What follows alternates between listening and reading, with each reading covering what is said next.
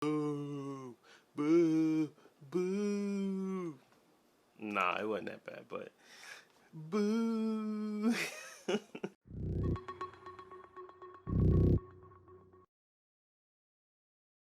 Yeah, they didn't impress. I ain't gonna hold you. But I mean, I don't know what this is supposed to be. Like, honestly, is this supposed to be something that's supposed to like impress us? I guess. Boo, boo. So the Ubisoft Forward just wrapped, and kind of want to give you guys a recap of what was important and what was actually said in there, without having you have to watch that. It wasn't much, but at least they have given us some news about some stuff, and wanted to share that with you. Some of the highlights, anyway. So they started off with Immortals. This is Phoenix Rising. This comes out December 3rd. This was one of their newer IPs. It seems mid, to be honest. The characters seem pretty generic. It wasn't really much interesting because obviously there's character design in that, and you can kind of create your own story. But they didn't really showcase any of the scenes well. They didn't showcase like any of the like combat that's make it seem fun. They didn't really show anything like that, so it's probably going to be later on down the line. But as of right now, first impressions, I'm not that interested in it, and it still didn't do much for me to become interested. It does seem like a lighthearted, fun game to just play and mess around in. If they have cool abilities, like it said, it kind of had like the mythical abilities. There's the open world gliding. All that stuff seems pretty fun. So maybe if they have some pretty cool set pieces, because it's supposed to be narrative driven, it's supposed to be story driven. So hopefully if they have some stuff, it'll be interesting. But really, it looks like the Fortnite engine. And it's funny, because this whole thing, it's funny that they say UB forward and everything looks UB current. It doesn't look new, doesn't look next gen. All of it just looks UB current. Yeah. It's not UB forward. I think they should just call it UB current. Stadia. So Stadia was there for some strange reason. They got some freebies out of there. They got play Immortal Phoenix Rising. The demo is specifically made for Stadia. They're gonna have that, so that's something that you guys can look forward to if you actually are on Stadia. That'll be something you could play. It said later this year. It didn't actually provide a date, but the game comes out December 3rd, so I'm assuming it's in some time in between that. The next cool thing, one of the highlights for me, was Prince of Persia Remake. It didn't look impressive graphically. I thought with all the technology they was talking about, it'll look a little bit more interesting, a little bit better. But I'm so hyped to play that game again. I loved that game the first time around. I'm going to play it again this time around. It comes out January 21st of 2021, but honestly, I don't know what they're doing, but everything looked at UB current versus UB forward.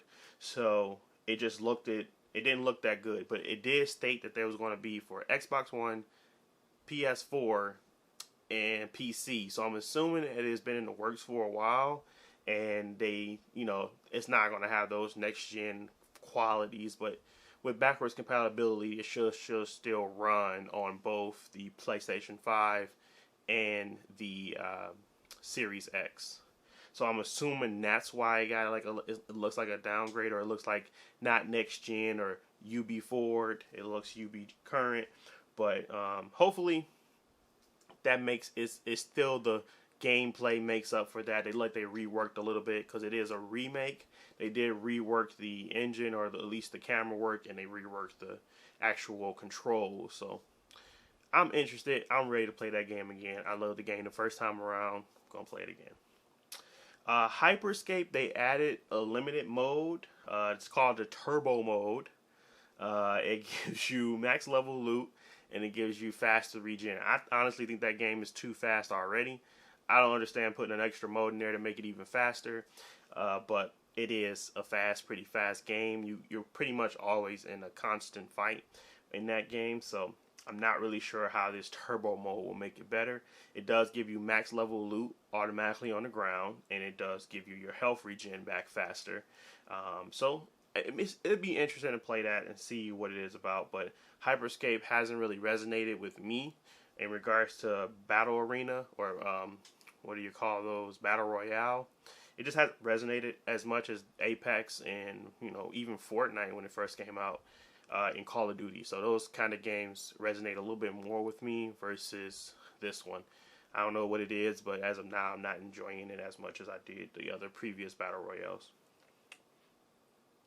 Another cool thing, really cool, is that the World Cup for Rainbow Six Siege that was announced. I mean, certain team members, you're going to actually be playing with players just like the USA basketball, or like when they actually do any country versus country, the Olympics type deal. So I think that's going to be really cool, honestly. I think it's a cool concept. I think it's already obviously worked previously. I think it's actually, representing your country. That's interesting. I think that's really cool that game has gotten to that point where it can even do that. So I'm really happy about that. I think it's really cool. So I'm looking forward to that. And they also stated that, Rainbow Six is getting an upgrade to be 4K 120 frames per second by the end of the year. A lot of these games that we thought maybe weren't going to be able to get this functionality is off the bat getting it is pretty cool. So I'm really happy to see that it's not just a gimmick. They're not just saying it to say it. They're committing to 4K 120 frames per second. These games that really are played professionally and have a lot of people playing them competitively, I think the 120 frames will work out really well on the consoles for us. So obviously most competitive players are playing on the PC anyway, but it's for those those enthusiasts. Give us 120 frames per second experience. So that's pretty cool too.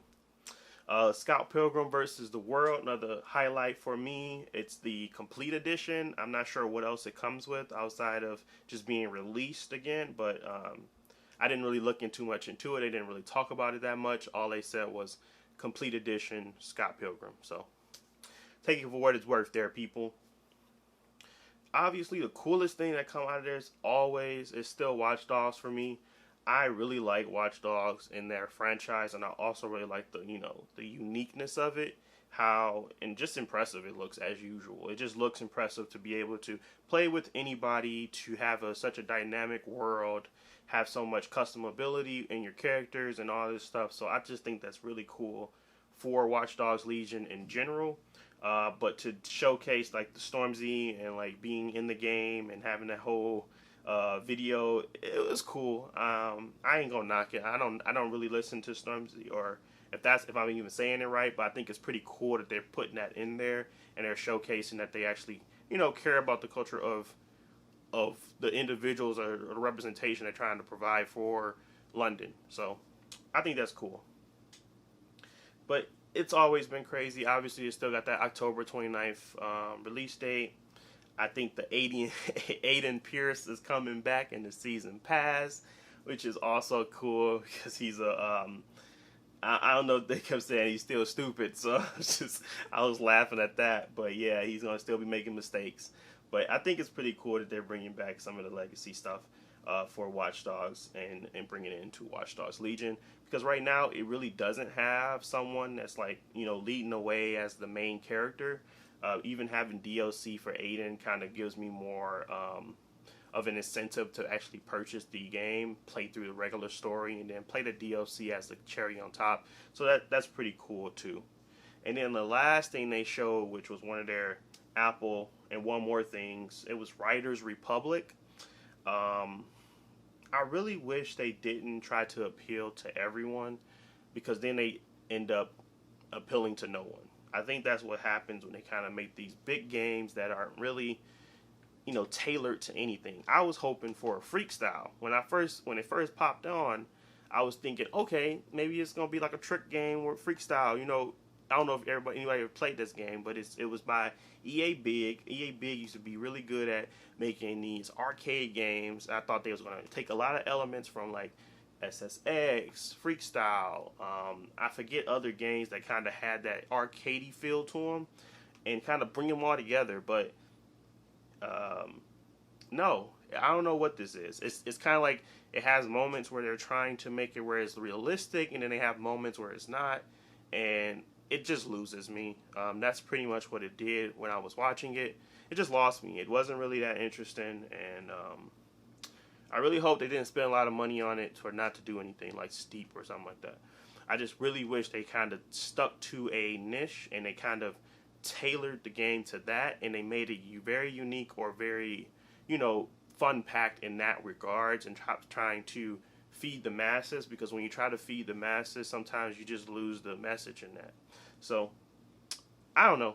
Overall, the UB Forward, or UB Current, I will call it, it didn't really hit for me. I really liked it, a few things about it, and it was only, it was an hour, so can't do much in an hour, but it was still had some moments where I enjoyed it. There were some things in there that was pretty interesting for me. Again, that was the 4K 120 frames per second for Rainbow Six. That was Prince of Persia, Watchdogs Legion, getting more information about it. Scott Pilgrim versus the World, those type of things. So, who knows? Maybe they learn a lesson this time and they come out swinging next time. But I think this is honestly just some little taste to give you something to feed you as we go into next gen. I really hope that they start to do the UB Forward versus UB Current. Because right now, this is all UB Current. This is all PS4, Xbox One. This ain't nothing about UB Forward, man. I don't know. I just feel that way. It feels like a lot of that stuff they were showing looked at old, looked at current, not next gen. So I'm waiting for the next gen stuff. Until then, that's what my report is. I want to thank you guys for watching. If you like this commentary, please don't forget to like and subscribe. And let me know what you guys thought about the UB Forward recap or the UB Forward stream today. Do you think it was worth it? Did you have a good time? Was it interesting for you? Let me know in the comment sections below.